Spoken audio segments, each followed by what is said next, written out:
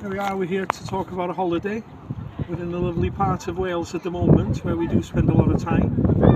Normally our abroad holidays start a few months before we go away, because my wife Google Earths where we're going to see if it's suitable, don't you, Sheila? Yeah, she would look to see that it's suitable for me for walking and for staying in the accommodation. I know what you like, Yeah, knows what I can manage. The other thing best advice I can give you is a simple stick.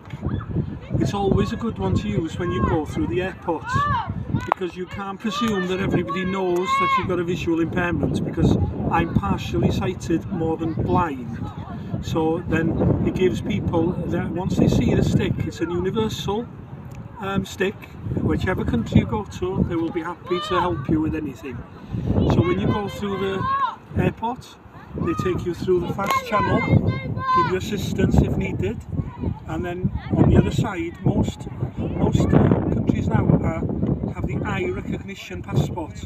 But once they see that I've got a white stick, the first thing they know that I can't do it, so they will then guide us through the normal channels.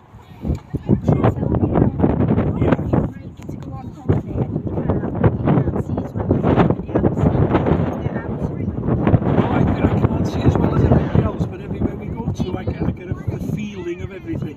Everything is there, you know. Through you, I get to know what there is, because if I can't see something, you will tell me what it is, you know, and then we get around like that.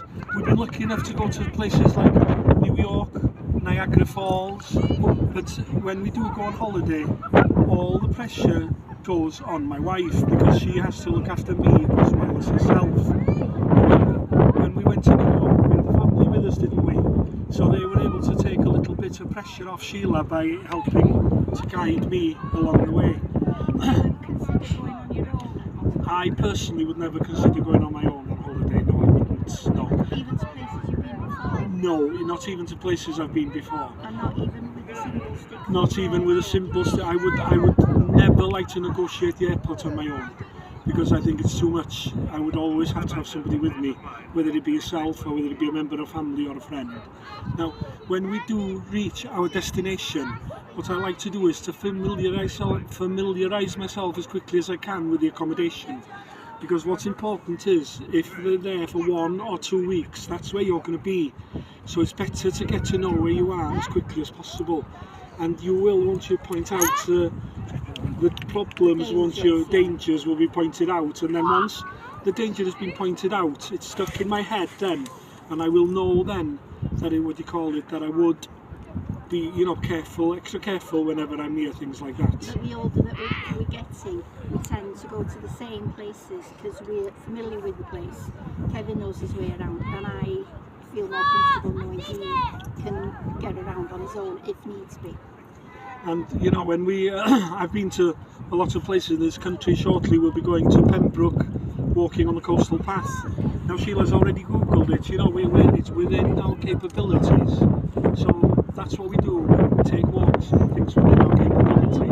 Now, another thing, I've been lucky enough to get to Anfield football, to watch Liverpool a couple of times a season. Now you may think, oh, what's the point going there if you can't see the game? Well, what I find is that you go on the coach, you have the camaraderie on the coach, talking to everybody, and everybody knows, saying what's going to happen in the game, all this and that. You get a couple of pints before the game, you get your pie and chips before the game, you go to the ground, and there you have 70,000 people in the ground. Normally I'm lucky and I get a seat which is about 4 or 5 seats away from the touchline. I'm not admitting that I can see much, but when you're in a ground with 70,000 other people, you know exactly what's happening by the noise.